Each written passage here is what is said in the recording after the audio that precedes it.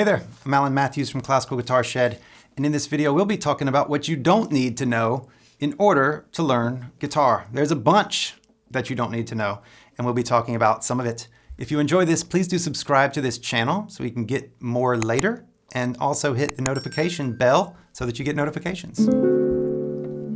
So in working with many hundreds, thousands of students over the past couple of decades, I've noticed a trend, and some people, a lot of people, they have an idea of what they need to know before they can actually learn to play pieces and learn to play the guitar. And I've found that it's oftentimes smart people are the worst at this. They have this list, and I don't know where they think that they're qualified to actually create this list, but they have a list of things that they need to know before they can really do their practice. And this is just completely wrong. What are these things? So some people think that you need to know all of the notes, the note names. So to play this chord, that I need to know what this note is, and this note is, and this note is, and this note is, and this note is. And that's not true. You can just put your fingers there, strum the chord, and you're actually playing that chord. You don't even need to know what the name of the chord is.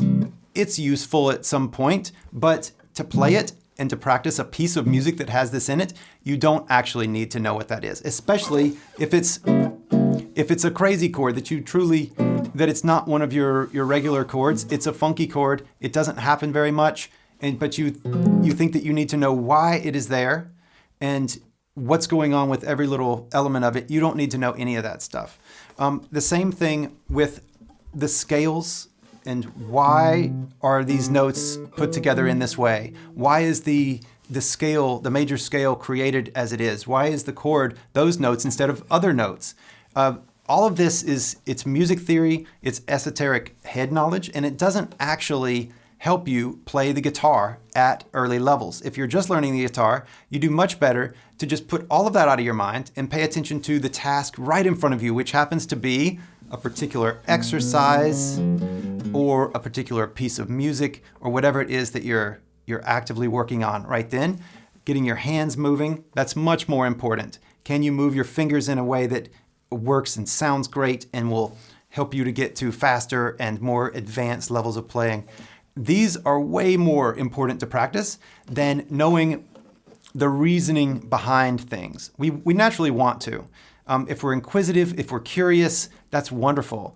But that can actually get in the way and slow us down on the guitar if we're doing that instead of actually practicing. Or if we think that we need to know these things before we can get our hands on the guitar. Of course we want to know why are these notes in the chord and why are these notes not in the chord. We want to know that, and that's fine.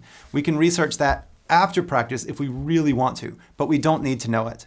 Other things people think that they need to know, all the different types of scales. I need to know all my minor scales and my major scales and my harmonic minor and my melodic minor and all my different modes that have Greek names, and I need to know all of these things, and then I'll play a piece of music. It's not necessary. Likewise, all the different right hand patterns that we can play.